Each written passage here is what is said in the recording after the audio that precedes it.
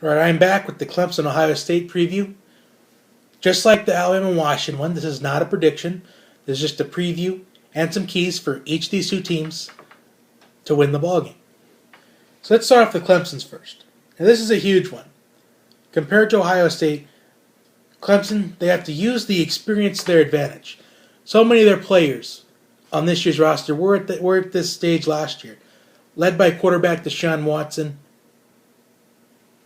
and Wayne Gallman at running back, star receivers at Mike Williams and Hunter Renfrow, tight end Jordan Leggett, the heart and soul of the defense, their leader Ben Boulware.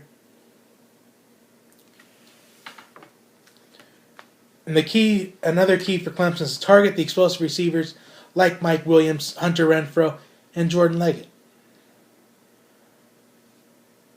But what Clemson's got going for him is Deshaun Watson. He's started hitting his stride a little bit. I know some teams think Clemson shouldn't be at this point, that Clemson should have at least 3 or 4 losses on the year. But this is kind of like Florida State back a couple years ago.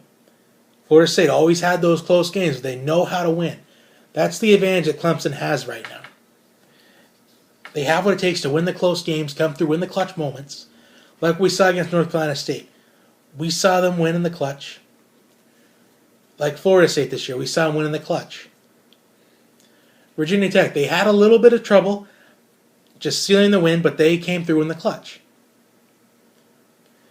So what would you rather have? Would you rather have a team that's just blowing out teams, beating them by 60-plus points, or would you rather have teams winning close games, but they're coming through in the clutch, they know how to win those hard-fought games? I feel like Clemson has a huge advantage going into this matchup.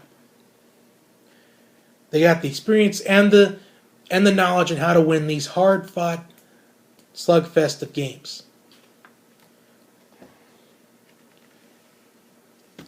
All right, and their next key, you got to account for J.T. Barrett. Clemson's defense, you got to account for him. Clemson had a little bit of a hard time accounting for Lamar Jackson in the second half against Louisville.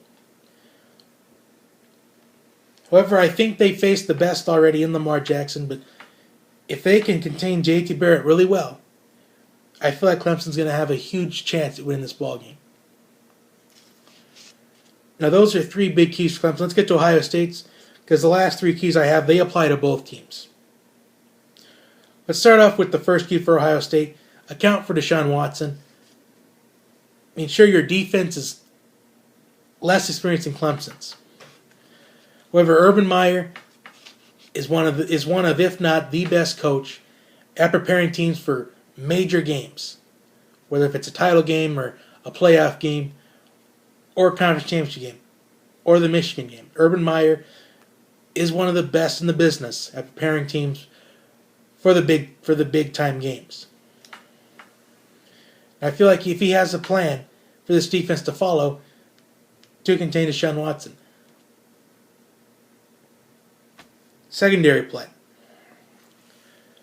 Ohio State is leading the country in interceptions, and Malik Hooker is leading the country in interception return for a touchdown, including one against Michigan, which that is what kind of really got the momentum going for Ohio State. That's kind of what ignited Ohio State in a way.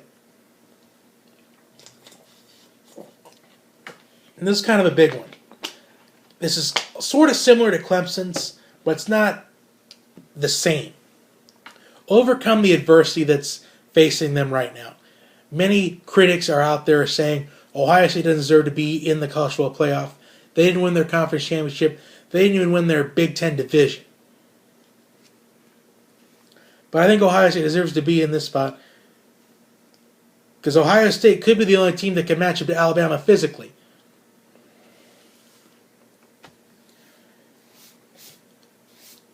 However, they were in the same boat 2 years ago when they got that 4 spot over TCU and Baylor. Even though they beat Wisconsin 59-0 in the Big Ten title game 2 years ago, many thought Ohio State still shouldn't have been in the playoff, especially in preseason when Braxton Miller went down in the preseason and J.T. Barrett went down at the Michigan game. So it was all on Cardell Jones' shoulders.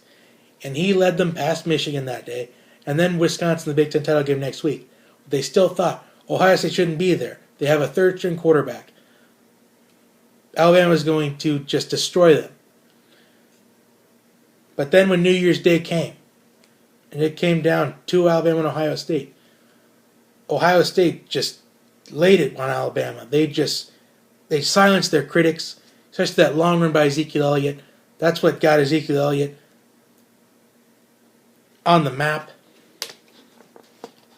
And then they followed it up 11 days later and pulled off an upset against Oregon in Marcus Mariota. So Ohio State is not a stranger to adversity. All right, now these last three keys, they apply to both teams. Run defense is going to be important in this matchup. You got Ohio State's defense trying to stop Wayne Gallman, and you have Clemson's defense trying to stop Curtis Samuel.